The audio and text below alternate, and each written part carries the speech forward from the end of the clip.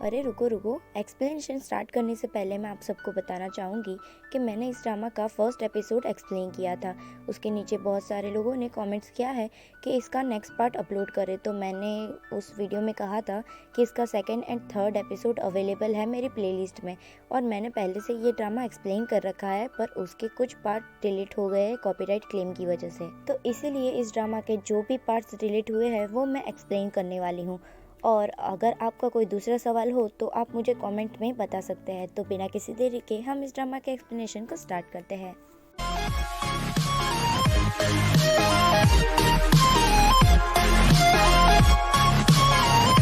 Episode की शुरुआत में हम देखते हैं जहां गुएंगज़ेन शिंगशिंग के पास आकर उसे कहता है कि शिलिंगचैन, क्या तुम एक लड़की हो? तो ये सुनकर शिंगशिंग तो पहले शॉक हो जाती है, पर फिर वो उससे कहती है कि क्या तुम पागल हो गए हो? तो फिर गुएंगज़ेन उसे कहता है कि तुम्हारी सारी हरकतें लड़कियों वाली है। तो शिंगशिंग उसे कहती है कि अपनी बकवास करना बंद करो और यहाँ से चले जाओ।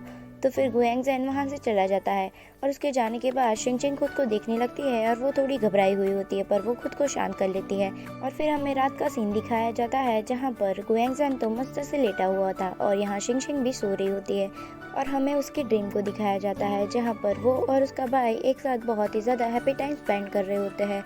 और फिर हमें दिखाया जाता है जहाँ पर शिंगशिंग उसके भाई के पास आकर बैठती है और उसका भाई उससे कहता है कि उसका आर्मी में सिलेक्शन हो गया है, तो मैं जब जंग लड़ने के लिए जाऊंगा तब तुम्हें ही हमारे मॉम डैड का ध्यान रखना है, और अगर मुझे कुछ भी हो गया तो तुम्हारी जिम्मेदारी है मॉम डैड का ध्यान रखने की।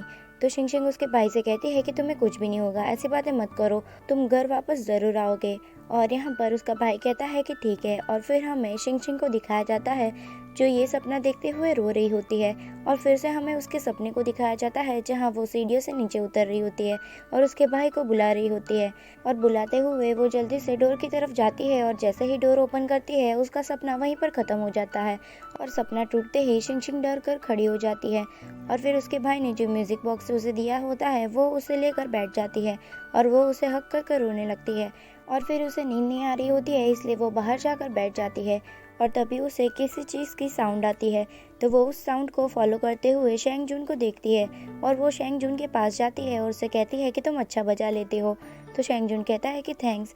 और यहाँ पर वो दोनों खड़े हुए एक दूसरे से बात कर रहे होते हैं। तभी शेंग जून कुछ ऐसा बोलता है जिससे शिंगशिंग को उसके भाई की याद आ जाती है। और यहाँ पर हमारा सीन कट होता है और फिर हमें नेक्स्ट डे का सीन दिखाया जाता है जहाँ उनकी ट्रेनिंग चल रही होती है और उन लोगों को सेकंड लीडर भी देख रहे होते हैं।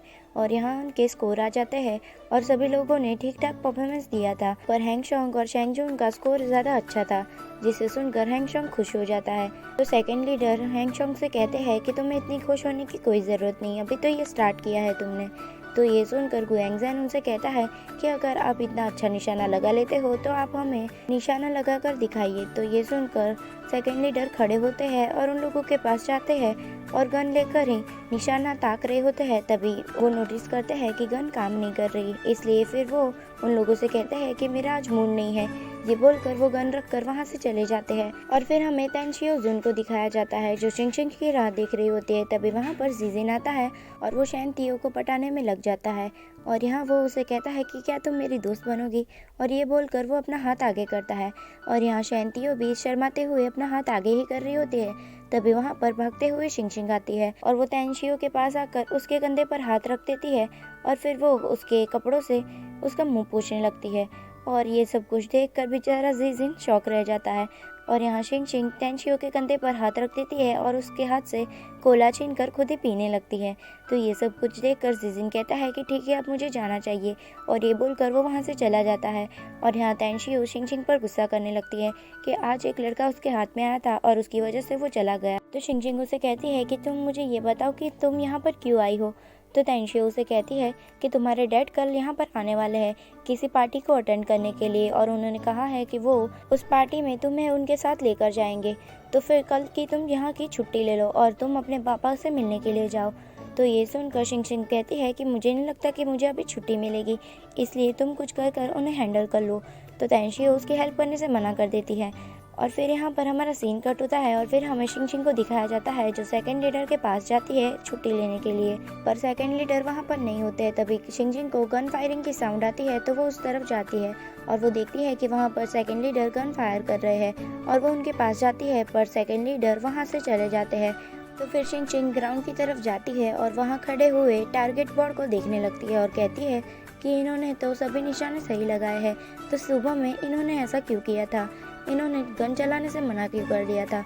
तो फिर वहाँ पर खड़ा हुआ सिपाही कहता है कि क्योंकि ये गन सुबह में ख़राब हो गई थी, ये अभी रिपेयर हुई है। और फिर यहाँ पर हमारा सीन कट होता है और फिर हमें नेक्स्ट डे का सीन दिखाया जाता है, जहाँ पर शिंग शिंग रेलवे स्टेशन पर खड़ी हुई होती है। तभी वहाँ पर उसके पापा आते हैं और वो दोनों रेलवे स्टेशन से बाहर आते हैं और उसके पापा शिंग शिंग से कहते हैं कि आज उन्हें एक पार्टी में जाना है। और वो शिंग शिंग से कहते हैं कि तुम्हें भी मेरे साथ आना है। तो शिंग शिंग कहती है कि ठीक है। और फिर यहाँ पर हमारा सीन कट होता है और फिर हमें शाम का सीन दिखाया जाता है, जहाँ पर सभी लोग पार्टी में आ रहे होते हैं और उस पार्टी में क्यूमिंग तिंग भी आई होती है। और क्यूमिंग तिंग को देखकर कुछ लड़कियाँ बहुत ही ज़्यादा जल रही होती है, क्योंकि क्यूमिंग तिंग एक फेमस एक्ट्रेस है और साथ ही वो सिंगर भी है और उसका शेंग तिंग बे जैसा पियोंसे भी है। इन सारी चीज़ों से वो बहुत ही ज़्यादा जल रही होती है। और फिर क्यूमिंग तिंग जाकर एक रूम में बैठ जाती है। उसके साथ उसका असिस्टेंट और उसकी मेकअप आर्टिस्ट भी होते हैं, जहाँ पर उसका असिस्टेंट उसे स्क्रिप्ट पढ़कर दिखा रहा होता है, पर क्यूमिंग तिंग अपनी आंखें बंद कर लेती है और सो जाती है।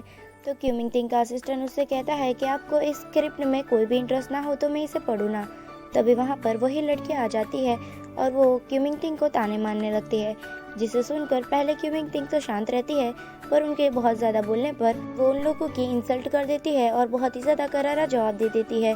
तभी वहाँ पर क्यूमिंग तिंग का मैनेजर आता है और उसे कहता है कि आपको पार्टी में चलना चाहिए। और फिर वो लोग वहाँ से चले जाते हैं और रास्ते में क्यूमिंग तिंग उसके मैनेजर से कहती है कि जाओ जाकर शेंग तिंग बे से कहो कि पार्टी में क्यूमिंग तिंग आपका वेट कर रही है। और फिर उसका मैनेजर वहाँ से चला जाता है और फिर हमें शिंग शिंग को दिखाया जाता है, जो उसके पापा के साथ उस पार्टी में आती है। और यहाँ पार्टी में आते ही उसके पापा अपने दोस्तों के साथ बातें करने में लग जाते हैं और यहाँ शिंग शिंग एक कोने में अकेले खड़ी हुई थी।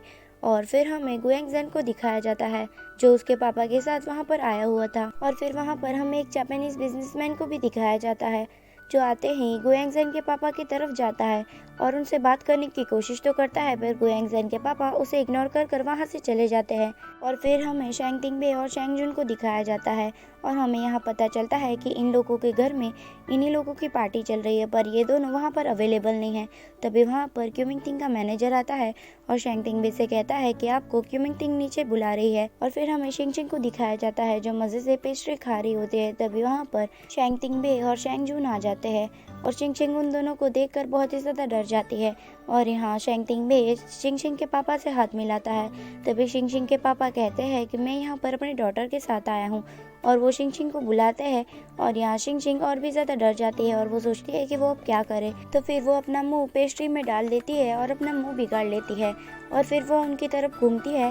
तो ये देखकर उसके पापा शिंग शिंग पर गुस्सा करने लगते हैं, पर शेंग तिंग बे शेंग जुन को बुलाकर कहता है कि इस लड़की को वॉशरूम दिखा दो। शिंग शिंग कहती है कि इस चीज़ की कोई ज़रूरत नहीं है और फिर वो वहाँ से भागते हुए वहाँ से चली जाती है। पर फिर भी शेंग तिंग बे शेंग जुन से कहता है कि जाओ उसके पीछे। और फिर शेंग तिंग बे जाता है क्यूमिंग तिंग से मिलने के लिए, जहाँ क्यूमिंग तिंग सैड होकर बैठी हुई थी। तो वो उसके पास जाकर बैठता है और वो क्यूमिंग तिंग से कहता है कि तुम्हें क्या हुआ है। तो क्यूमिंग तिंग उससे कहती है कि क्या सभी मर्द एक जैसे होते हैं। अभी मुझे एक जापानीज बिजनेसमैन ने कहा कि तुम मेरे साथ डांस करोगी तो मैं तुम्हें पैसे दूंगा। तो ये सुनकर शेंग तिंग बे को गुस्सा आता है। तभी वहाँ पर वही जापानीज बिजनेसमैन आ जाता है और वो क्यूमिंग तिंग से बात करे उससे पहले ही शेंग तिंग बे खड़ा होता है। तो जापानीज बिजनेसमैन शेंग तिंग बे को कांग्रेचुलेशन विश करता है और उसे कहता है कि क्या आप अपनी कंपनी में मुझे पार्टनर बना सकते हो। तो ये सुनकर शेंग तिंग बे उसकी इंसल्ट कर देता है और ये देखकर क्यूमिंग तिंग हंसने लगती है, जिसे देखकर उस जापानीज बिजनेसमैन को गुस्सा आ जाता है और वो क्यूमिंग तिंग के पास जाकर उससे कहता है कि इसका बदला तो मैं लेकर रहूँगा और अब से आप बच के रहिएगा और अपना ध्यान रखिएगा। ये सुनकर शेंग तिंग बे को बहुत ही ज़्यादा गुस्सा आ जाता है और इसी के साथ हमारा ये एपिसोड यहीं पर एंड होता है। इसके 5, 6, 7 और 8 एपिसोड मेरी प्लेलिस्ट में अवेलेबल है और मैंने अपने प्लेलिस्ट का लिंक नीचे डिस्क्रिप्शन बॉक्स में दे दिया है, जाके आप देख सकते हैं। तो thanks for watching, stay healthy and bye bye.